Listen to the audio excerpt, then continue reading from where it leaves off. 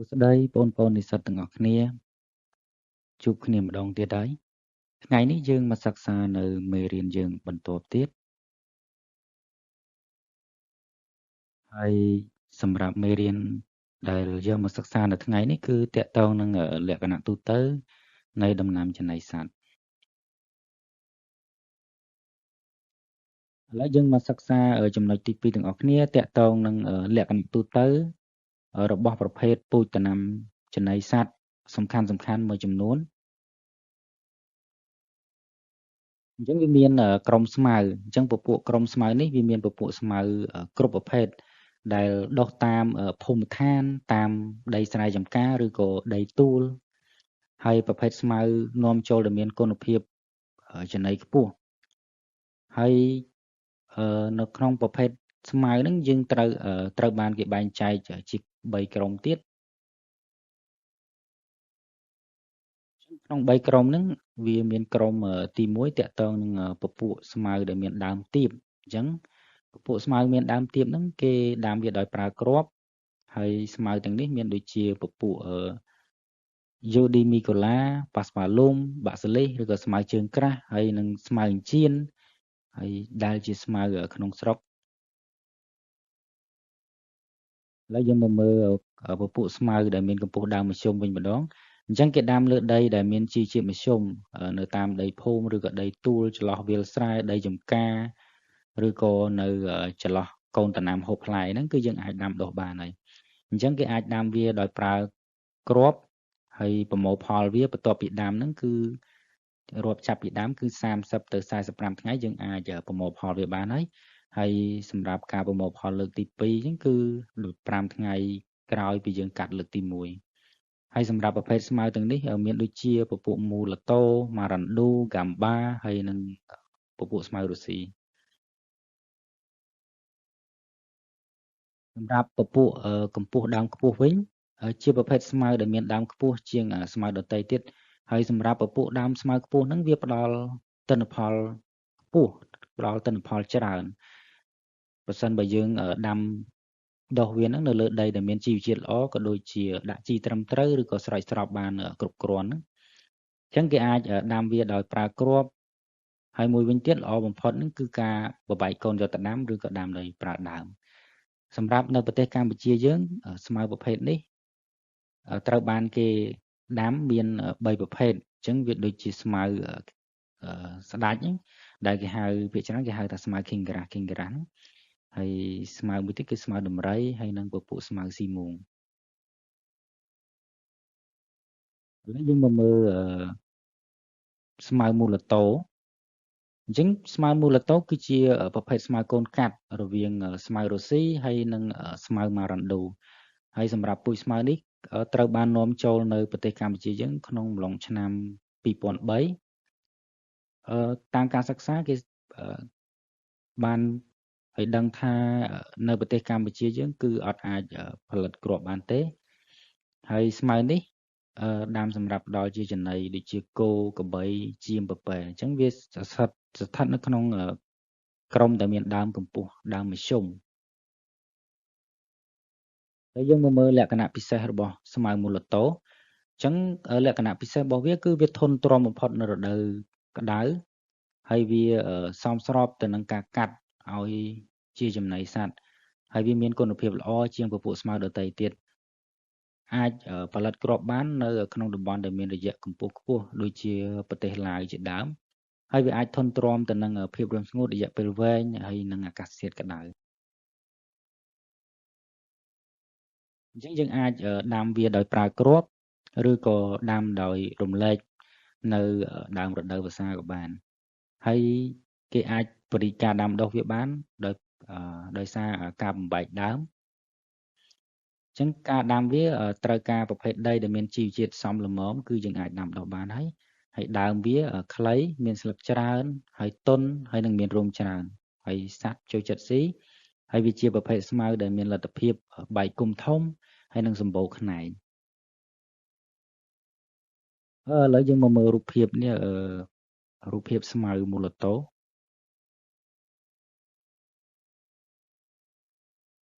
នេះឥឡូវយើងពិនិត្យមើលទៅនេះគឺជាស្មៅ មូលតូដែរណានេះពេលវាចេញផ្លែឥ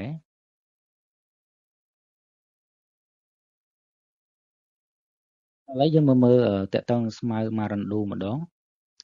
សម្រាប់ស្មៅម៉ារ៉ាន់ឌូជាប្រភេទស្មៅសម្រាប់ផ្ដល់ជាចំណីឲ្យគោក្របីពេញវ័យហើយវាមានប្រភពដើមនៅប្រទេសស៊ីមណាវេអញ្ចឹងវាត្រូវបាននាំចូលគ្រាប់នៅប្រទេសកម្ពុជាយើងក្នុងអំឡុងឆ្នាំ2003ហើយត្រូវបានដាំដុះនៅស្រុកមួយចំនួនដូចជានៅព្រៃឈរត្បូងឃ្មុំកំពង់សៀមពញាក្រែកហើយស្មៅនេះមានកម្ពស់ដើមមធ្យមយើងមកមើលពីលក្ខណៈពិសេសមួយចំនួនរបស់ស្មៅម៉ារ៉ុនឌូលក្ខណៈពិសេសរបស់វាគឺអាចដុះលូតលាស់ល្អនៅលើដីដែលមានជីវជាតិប្រភេទដីក្រហមហើយវាដុះលូតលាស់ល្អបំផុតហ្នឹងហើយយើងអាចដាំនៅលើដីឥដ្ឋខ្មៅចឹងពពួកស្មៅហ្នឹងវាធន់ទ្រាំទៅនឹងរដូវប្រាំងប្រហាក់ប្រហែលទៅនឹងស្មៅមូលតូដែរវាមានដើមស្លឹកវែងជាងពពួកស្មៅមូលតូហើយគេអាចដាំវាដោយគ្រាប់ក៏ដូចជាប្របែកដើមវាដាំនៅរដូវវស្សាបានហើយស្មៅនេះវាមានលក្ខណៈសមស្របទៅនឹងការកាត់ផ្ដល់ជាចំណីរបស់សត្វអញ្ចឹងវាធន់ទ្រាំនៃការកាត់តាមលទ្ធផលស្រាវជ្រាវរបស់អ្នកឯកទេសផ្នែកចំណីសត្វបានបង្ហាញថាស្លឹករបស់វានឹងនៅអាយុ2សប្តាហ៍មានកំហាប់អាសូត 2.5% និងកម្រិតរលាយរូបធាតុសោះទឹកនឹង 75% ហើយវានឹងថយចុះជាងនេះអញ្ចឹងនៅពេលដែលវាចាប់អាយុវាលើសនេះឬក៏វាចាស់ជាងហ្នឹងនេះជាប្រភេទស្មៅម៉ារ៉ាន់ឌូយើងមកមើលតកតងនឹងពពួកស្មៅហ្គាំបាវិញម្ដងអញ្ចឹងពពួកស្មៅហ្គាំបាហ្នឹងគេនាំយកគ្រាប់មកដាំនៅខេត្តកំពង់ចាមក្នុងឆ្នាំ2003អញ្ចឹងវាជាប្រភេទស្មៅដែលផ្ដល់ឲ្យសត្វទៅពីអៀងដែរអញ្ចឹងជាស្មៅដែលមានដើមនិងស្លឹកតូចវែងមានរោមច្រើនហើយទន់លក្ខណៈពិសេសរបស់វាគឺវាមានលទ្ធភាពដុះលូតលាស់នៅលើដីគ្រប់ប្រភេទហើយវាធន់ទ្រាំទៅនឹងភាពរាំងស្ងួតរយៈពេលវែងក៏ដូចជាអាកាសធាតុក្តៅហើយការដាំនៅក្នុងប្រទេសកម្ពុជាយើងមានសមត្ថភាពផលិតពូជបានល្អបង្គួរប៉ុន្តែគ្រាប់របស់វានឹងពេលទុំវាងាយនឹងជ្រុះពីតងអញ្ចឹងដែលជាហេតុធ្វើឲ្យយើងពិបាកក្នុងការប្រមូលគ្រាប់ទុកវាអាចដាំដុះវាដោយប្រើគ្រាប់ឬក៏ដាំដោយរំលែកដើមក៏បានដែរគឺនៅរដូវវស្សាអញ្ចឹងបើសិនជាយើងចង់ប្របែកនៅរដូវប្រាំងតើតើយើងមានប្រព័ន្ធស្រោចស្រពគ្រប់គ្រាន់ទើបយើងអាចប្របែកដាំបានហើយវាមានលក្ខណៈសមស្របទៅនឹងការដាំសម្រាប់ផ្ដល់ឲ្យសត្វវាជាប្រភេទស្មៅដែលមានកម្រិតដុះលូតលាស់ល្អបង្គួរហើយលក្ខណៈអន់របស់វាគឺវាឆាប់ឡើងដើមហើយនឹងមានផ្កាច្រើនហើយគុម្ពរបស់វាឆាប់ថ្កោលហើយត្រូវការរំលែកដាំជាញឹកញាប់ជាប្រភេទជាងប្រភេទស្មៅដទៃទៀតដាំបាជាមធ្យមក្នុងស្លឹករបស់វាមានកម្រិតអាសូត 2.5 និងកម្រិតរលាយរូបធាតុសោះទឹកហ្នឹងគឺ60%អញ្ចឹងពេលនៅខ្ចីនៅក្នុងរដូវវស្សាហើយកម្រិតនេះនឹងថយចុះនៅពេលដែលដើមរបស់វាឆាប់របស់វាចាស់ជាពិសេសគឺនៅរដូវប្រាំងរដូវក្តៅខ្លាំងនេះរូបភាពតកតងនឹងស្មៅហ្គាំបានេះគឺវាមានលក្ខណៈបែបហ្នឹងវាឆាប់ចេញផ្កាមើលដើមវាន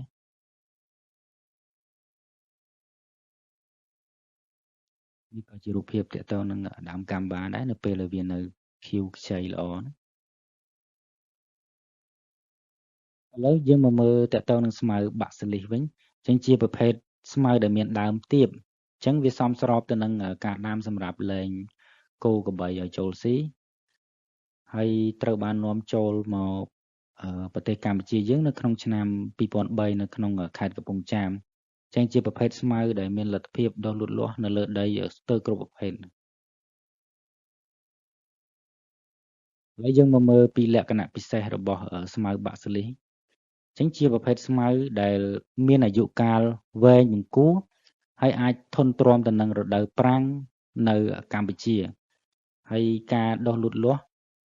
ល្អហើយក្រាស់ដើមតូចឆ្មាស្លឹកទន់ល្មមសត្វចូលចិត្តស៊ីអញ្ចឹងគេអាចដាំវាដោយគ្រាប់នៅក្នុងកម្រិត4ទៅ10គីឡូក្រាមក្នុង1ហិកតា ហើយមួយទៀតការដាំដោយប្របែកដើមមានការដុះលូតលាស់លឿនងាយស្រួលថែរក្សាជាងដាំដោយគ្រាប់ស្មៅនេះ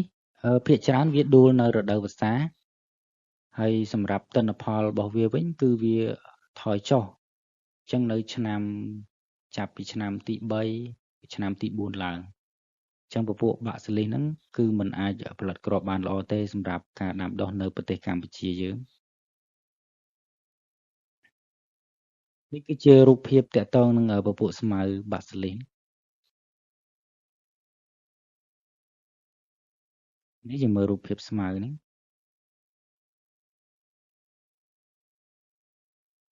ឥឡូវយើងមកមើលពួកស្មៅប៉ាសប៉ាឡូម្ដងឬក៏គេហៅថាស្មៅពួកត្រាតាមហ្នឹងប្រភេទស្មៅនេះមានច្រើនប្រភេទអញ្ចឹងគេអាចហៅបាន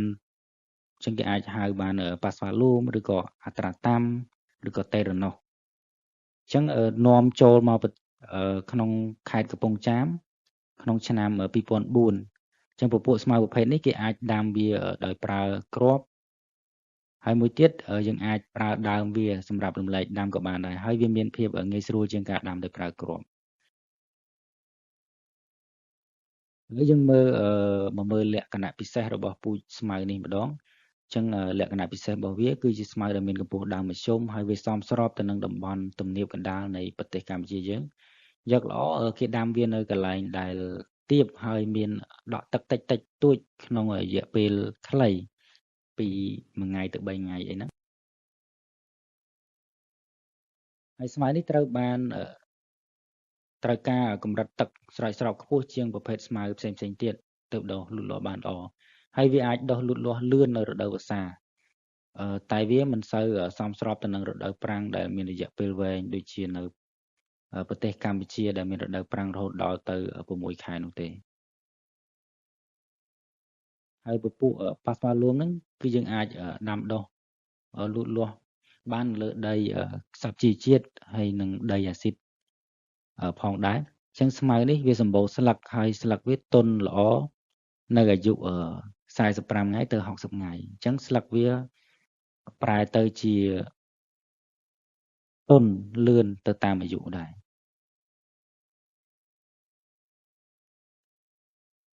ទៅពពួកប៉ាស្ប៉ាឡូមមានកម្រិតអាសូតនៅក្នុងស្លឹកហ្នឹងពី0.8ទៅ2%ហើយកម្រិតរលាយរបស់វាគឺ39ទៅ60%ហើយមានការប្រែប្រួលទៅតាមអាយុកាលរបស់វានិងតាមប្រភេទដីនៅកន្លែងដាំដុះយើងមើលប្រភេទនេះគឺជាប្រភេទរូបភាពតាក់ទងនឹងស្មៅស្វាលូមដែលគេហៅភាគច្រើនគេហៅថាស្មៅអត្រាតាមដែលជាទូទៅគេដឹងថាពួកស្មៅហ្នឹងវាធន់ទ្រាំមួយទឹកយើងអាចដាំពេលលិចទឹកក៏វាអត់ងាប់ដែរស្មៅហ្នឹងប៉ុន្តែអត់អាចលិចទឹករយៈពេលយូរបានទេនេះយើងមើលរូបភាពតាក់ទងនឹងស្មៅអត្រាតាមហ្នឹង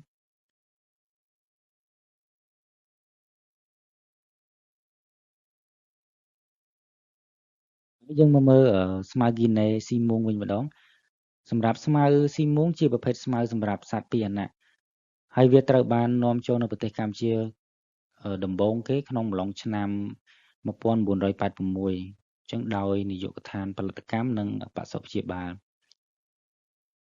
ដោយដាំសម្រាប់ផ្ដល់ជាចំណីសម្រាប់ពូជគោនៅស្ថានីយ៍ចិញ្ចឹមគោភ្នំតាម៉ៅតែមិនទាន់មានការផ្សព្វផ្សាយដល់កសិករឡើយអញ្ចឹងក្នុងកំឡុងឆ្នាំ1998ហ្នឹងតាមរយៈគម្រោងនឹងបានផ្សព្វផ្សាយពូជជាលើកដំបូងដល់កសិករហើយបច្ចុប្បន្នពូជស្មៅនេះត្រូវបាននាំចូលជាបន្តទៀតដោយគម្រោងនិងត្រូវបានផ្សព្វផ្សាយតាមគ្រួសារកសិករនៅក្នុងខេត្តកំពង់ចាម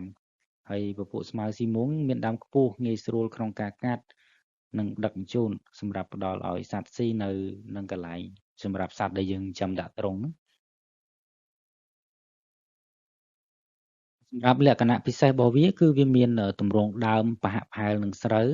តែគល់របស់វាមានពណ៌រាងស្វាយអញ្ចឹងវាជាប្រភេទស្មៅសម្បូរស្លឹកហើយដុះលូតលាស់បែកគុម្ពក្នុងលក្ខខណ្ឌសមស្របវាអាចដាំបាននៅលើដីដែលមានជីជាតិខ្ពស់និងមធ្យមហើយអាចដុះលូតលាស់លឿនជាងប្រភេទស្មៅផ្សេងទៀតនៅរដូវវស្សាតែកម្រិតនៃការធន់និងភាពរាំងស្ងួតរបស់វាគឺមានលក្ខណៈត្រឹមមធ្យមទេជាទូទៅវាឆាប់សពោនស្លឹកនៅរដូវប្រាំងក្តៅខ្លាំងហើយស្មៅនេះអាចដាំដុះដោយគ្រាប់ឬក៏ការប្របែកកូនដាំចំពោះការដាំនៅតំបន់វាលទំនាបនៃប្រទេសកម្ពុជាយើងស្មៅនេះវាផ្ដល់គ្រាប់ល្អប៉ុន្តែពិបាកក្នុងការប្រមូលព្រោះគ្រាប់របស់វាតូចនិងងាយជ្រុះចេញពីតងរបស់វាហើយពេលស្លឹកវានៅខ្ចីហ្នឹងវាមានកម្រិតអាសូតប្រមាណ 2% ហើយកម្រិតម្លាយចាប់ពី58ទៅ64%នេះជារូបភាពទាក់ទងនឹងស្មៅស៊ីមួងនេះយើងមើលលក្ខណៈដើមនិងស្លឹកវាគឺបែបនេះ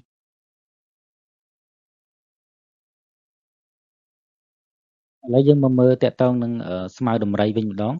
អញ្ចឹងស្មៅដំរីជាប្រភេទស្មៅមួយប្រភេទដែលស្ថិតក្នុងក្រុមស្មៅពួកនេពីដែរហើយក៏ជាចំណីសម្រាប់សត្វពពាអៀងដែរពេលដើមវានៅខ្ចីគេអាចផ្ដល់ជាចំណីបន្ថែមដល់មាន់ទាឬក៏ជ្រូកផងដែរហើយស្មៅដំរីជាប្រភេទស្មៅដែលមានដើមខ្ពស់សមស្របទៅនឹងការកាត់និងផ្ដល់ជាចំណីសត្វហើយជាពិសេសស្មៅនេះជាចំណីដែលមានអាហារូបត្ថម្ភខ្ពស់សម្រាប់សត្វនិងមានទិន្នផលខ្ពស់លក្ខណៈពិសេសរបស់ស្មៅដំរីហ្នឹងវាជាប្រភេទស្មៅដែលមានដើមធំស្លឹកទន់ល្អហើយមានជាតិផ្អែមនៅបណ្ដូលនៃដើមរបស់វាពេលវាមានអាយុ45ទៅ60ថ្ងៃបន្ទាប់ពីការដាំហ្នឹងហើយស្មៅនេះអាចដាំដុះស្ទើរនៅគ្រប់ប្រភេទដីតាមការអនុវត្តជាក់ស្ដែងឃើញវាដុះបានល្អនៅលើប្រភេទដីល្បាយខ្សាច់ហើយនិងដីល្បាប់តាមដងទន្លេហើយគេអាចដាំវាដោយគ្រាប់ឬក៏ដោយកំណាត់ដើមរបស់វាយើងអាចកាត់ដើមវាដាំបានហើយវាងាយនឹងលូតលាស់វាជាប្រភេទដំណាំដែលបែកខ្នែងល្អជាពិសេសក្រោយពេលកាត់លើកទី1អញ្ចឹងខ្នែងរបស់វាអាចបែកចេញច្រើនជាងគុម្ពដែលវាដុះលើកមុនពីដំបូងហ្នឹងអញ្ចឹងវាអាចបែកពី20ទៅ30ក្នុងមួយគុម្ពប្រការដែលយើងគួរចងចាំហ្នឹងគឺដើម្បីឲ្យគុណភាពរបស់វាធានានៅក្នុងការផ្គត់ផ្គង់បានល្អយើងចាំបាច់ត្រូវបន្ថែមជីដល់ដំណាំឲ្យបានរៀងរាល់ឆ្នាំជាពិសេសគឺជីលាមកសត្វយើងត្រូវកាត់វាផ្ដល់ជាចំណីសត្វអញ្ចឹងយើងអត់ត្រូវទុកវាឲ្យឡើងខ្ពស់ទេព្រោះដើមវារឹងនៅពេលដែលចាស់អញ្ចឹងនៅពេលដែលចាស់គោវាអត់សូវស៊ីទេអញ្ចឹងជាស្មៅចំណីសត្វដែលមានគុណភាពដែលជាទូទៅវាមានអាសូតក្នុងស្លឹកពី2ទៅ4%ហើយកម្រិតលាយរបស់វា7ទៅ75%ដែលអាចចាត់ទុកថាវាជាកម្រិតចំណីមានអាហារូបត្ថម្ភខ្ពស់សម្រាប់ការលូតលាស់របស់សត្វតែកម្រិតនៃសារធាតុអស់ហ្នឹងវាថយចុះលឿននៅពេលដែលស្មៅហ្នឹងវាកាន់តែចាស់នេះរូបភាពពពួកស្មៅដំរីឥ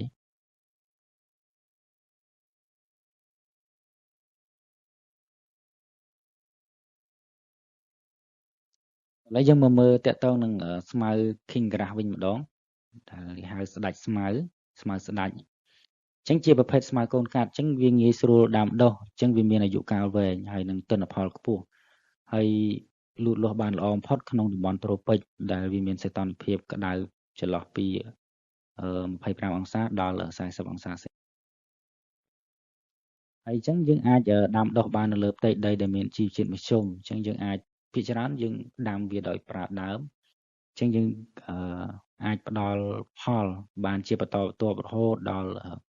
7ទៅ8ដងក្នុងមួយឆ្នាំហ្នឹងហើយចន្លោះពេលកាត់ល្អបំផុត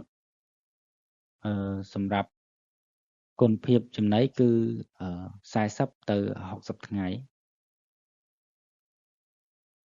នេះជាប្រភេទរុក្ខនេះប្រភេទស្មៅ King Grass ហ្នឹង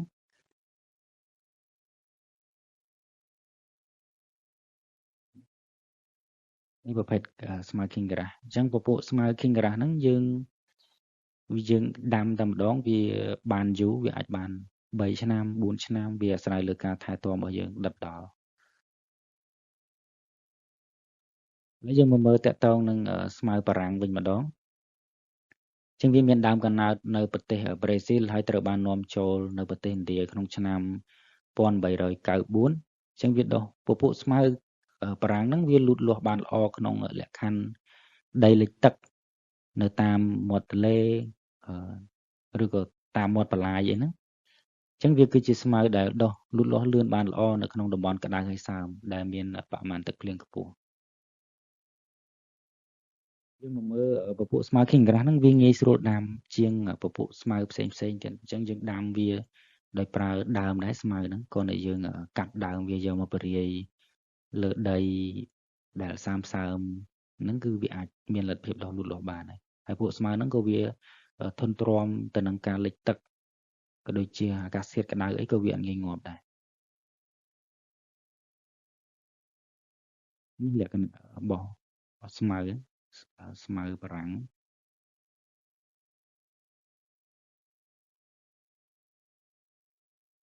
ហើយយើងមកមើលតកតងនឹងពួកសណ្ដែកវិញម្ដងដែលគេហៅថាពួក legume ហ្នឹងអញ្ចឹងពពួកសណ្ដែកហ្នឹងវាមានពពួកដើមទាបដុះលូតលាស់សន្ធឹងអញ្ចឹងវាមានដើមឈរហើយនឹងដែលវាដើមឈរដែលគេហៅថា stolon ហើយនឹង rhizome ដែលវាចាក់ឫសហើយបង្កើតជាកូនដំណាំលាស់ថ្មី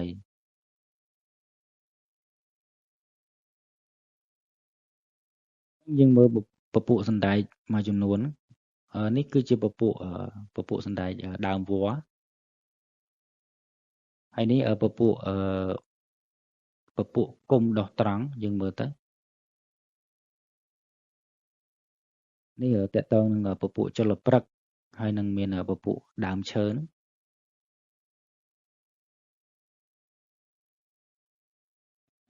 ្នឹងពពួកសណ្ដែកហ្នឹងវាមានពួកសណ្ដែកបាយពួកសណ្ដែកសៀងក៏ដូចជាសណ្ដែកដីឬក៏ពពួកស្នោជាដើមសម្រាប់ពពួកសណ្ដែកហ្នឹងវាមានពពួក Stilo ហើយមានលក្ខណៈសមស្របអាចកាត់បានច្រើនដងក្នុងមួយឆ្នាំហើយស្លឹករបស់វាមានបរិមាណប្រូតេអ៊ីនខ្ពស់ដោយអាសូតមាន2.5%ហើយនឹងរូបធាតុសោះទឹកដែលអាចរំលាយបានប្រមាណជាង75%នៅពេលវាមានអាយុ2សប្តាហ៍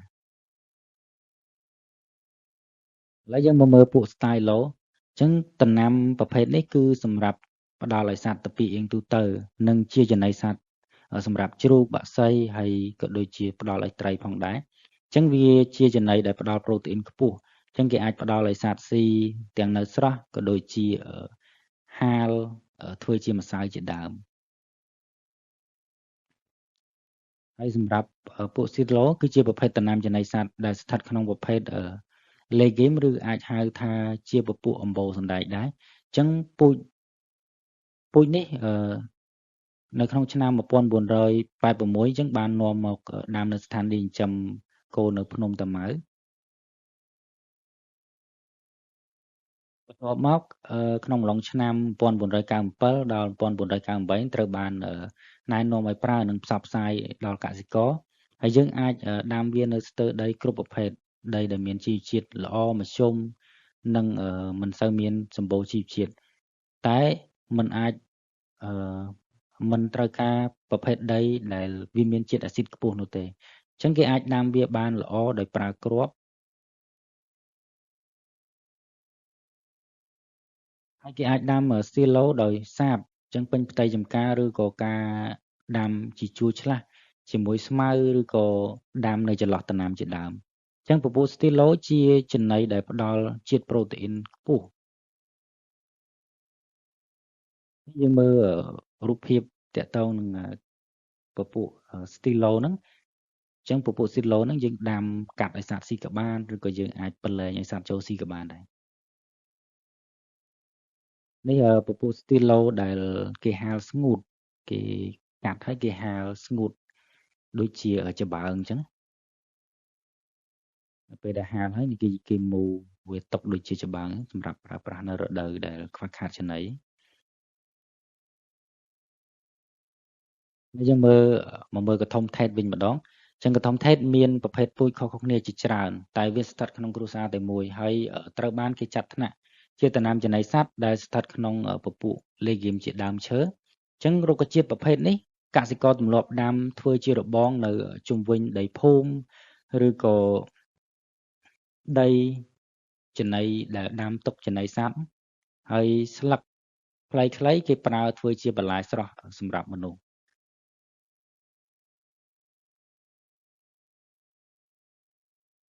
បច្ចុប្បន្នដោយមានការកែប្រែប្រព័ន្ធចំណីសត្វអញ្ចឹងកឋុំថេរត្រូវបានគេចាត់ទុកជាដំណាំចំណីសត្វដែលមានលក្ខណៈល្អប្រសើរជាពិសេសសម្រាប់សត្វក្រពះអត់ដូចជាពួកគោក្របីពែចៀមជាដើមហើយចំពោះ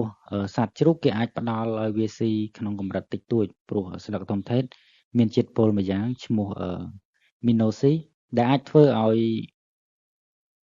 មានការពុលឬក៏បង្កបញ្ហាដល់ពពួកសត្វកាពះទោលយើងមកមើលលក្ខណៈពិសេសរបស់កឋុំថេរម្ដងអញ្ចឹងវាជាប្រភេទដំណាំចំណីសត្វដែលយើងអាចដាំដោយគ្រាប់ផ្ទាល់ឬក៏ដាំដោយកូនបណ្ដុះវាជាដំណាំដែលមានអាយុកាលវែងហើយមានកម្ពស់ដើមខ្ពស់និងទំហំដើមធំហើយវាមានស្លឹកពណ៌បៃតងខ្ចីជានិច្ចគ្រប់រដូវឬក៏មានរយៈពេលជ្រុះស្លឹករយៈពេលខ្លីហើយវាមានលក្ខណៈពិសេសម្យ៉ាងគឺស្លឹករបស់វាខ្ចីជានិច្ចបើយើងកាត់មែករបស់វាបានត្រឹមត្រូវហើយសម្រាប់ការដុះលូតលាស់របស់វាគឺល្អនៅលើប្រភេទដីដែលមានជីវជាតិអញ្ចឹងវាអត់អាចដុះនៅលើដីដែលជាំទឹកឬក៏ដីដែលមានជាតិអាស៊ីតខ្លាំងទេហើយការដាំដុះកឋុំថេរនៅក្នុងប្រទេសកម្ពុជាយើងគឺសមស្របទៅនឹងអាកាសធាតុទឹកដីហើយវាដុះលូតលាស់បានល្អចំពោះពូជដែលបានដាំដុះក្នុងស្រុកនិងពូជនាំចូលមួយចំនួនដូចជាពូជពីរប្រភេទនេះអញ្ចឹងវាមានលទ្ធភាពក្នុងការផលិតគ្រាប់ពូជបានល្អហើយការផលិតស្លឹករបស់វាបានច្រើនជាងពូជក្នុងស្រុកតែផលិតផលគ្រាប់ហ្នឹងគឺបានតិចអញ្ចឹងជាប្រភេទចំណីល្អសម្រាប់សត្វដែលវាមានកម្រិតអាសូតក្នុងស្លឹកហ្នឹងពី3ទៅ4%ហើយសារធាតុរលាយរបស់វាហ្នឹងគឺបាន60ទៅ70%យើងមើលនេះសិតតែស្គាល់ហើយភាគច្រើនកឋុំថេរ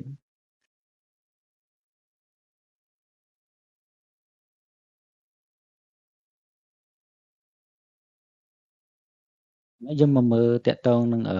Clearicicia ម្ដងអញ្ចឹងពពួក Clearicicia ហ្នឹងជាពពួក legume ដើមឈើមួយប្រភេទក្នុងចំណោមប្រភេទដតីទៀតដែរអញ្ចឹងវាផ្ដល់ស្លឹកច្រើនសម្រាប់ជាចំណីសត្វទូទៅហើយស្លឹកវាហ្នឹងសមស្របទៅនឹងចំណីសត្វសម្រាប់ពពួកសត្វទៅពីរអៀងដូចគ្នាដែរហើយវាមិនល្អទេសម្រាប់ការផ្ដល់ឲ្យពពួកសត្វកាពះទោលដូចជាសត្វជ្រូកសត្វមាន់សត្វទាអីហ្នឹងយើងផ្ដល់ឲ្យបានករណីយើងផ្ដល់ឲ្យតិចតួចបំផុតដែរយើងផ្ដល់ឲ្យតែយើងត្រូវគិតពីកម្រិតរបស់វាដែរហើយយើងមកមើលលក្ខណៈពិសេសរបស់ពួក Clearicicia គេអាចដាំវាដោយប្រើគ្រាប់និងការដាំដោយដើមបណ្ដុះហើយវាអាចដុះលូតលាស់បានគ្រប់រដូវជាពិសេសនៅរដូវប្រាំងអញ្ចឹងវាមានស្លឹកខ្ចីល្អប្រសិនបើយើងកាត់ឬក៏តាក់តែងមែករបស់វាបានត្រឹមត្រូវអញ្ចឹងវាអាចដុះលូតលាស់បាននៅលើដីដែលមានជីវជាតិល្អនិងមធ្យមស្លឹករបស់វាជាធម្មតាមានក្លិនកពុលឈូលអញ្ចឹងជាហេតុនាំឲ្យសត្វមិនចង់ស៊ីពេលដែលយើងកាត់ភ្លាមតែប្រសិនបើករណីយើងកាត់ហើយយើងហាលទុកឲ្យវារាងសពបន្តិចអញ្ចឹងយើងផ្ដល់ឲ្យសត្វស៊ីវាជាការល្អអញ្ចឹងសត្វវាស៊ីបានធម្មតាវិញអញ្ចឹងគេអាចផ្ដល់ពពួកClearicicia ហ្នឹងលាយជាមួយពពួកស្មៅឬក៏ច្បើងហើយយើងផ្ដល់ជាចំណីគោនៅរដូវប្រាំងក្នុងកម្រិត1/3ដើម្បីបរិញ្ញាសត្វឲ្យវាចេះស៊ីហើយដើម្បីឲ្យសត្វទទួលបាននៅអាហារូបត្ថម្ភតាមរយៈស្លឹករបស់វាផងដែរហើយស្លឹក ខ្ចីរបស់ពួក Clearicea ហ្នឹងជាទូទៅវាមានកម្រិតអាសូតពី3ទៅ5%ហើយសារធាតុស្ងួតដែលរំលាយស្ថិតនៅចន្លោះពី48ទៅ77%ដូច្នេះពួក Clearicea ជាប្រភេទដំណាំចំណីសត្វល្អបង្គួរនេះប្រភេទរុក្ខជាតិ Clearicea ហ្នឹងយើងមើលរូបភាពទៅទម្រង់ស្លឹកវាគឺបែបហ្នឹងមេរៀនយើងចប់ត្រឹមហ្នឹងហើយនេះគឺជាឯកសារយោងបងប្អូនអាចទៅមើលមេរៀនលម្អិតបានតាមរយៈដែលលោកគ្រូដាក់ឲ្យនេះអញ្ចឹងយើងជួបគ្នានៅមេរៀនក្រោយបន្តទៀត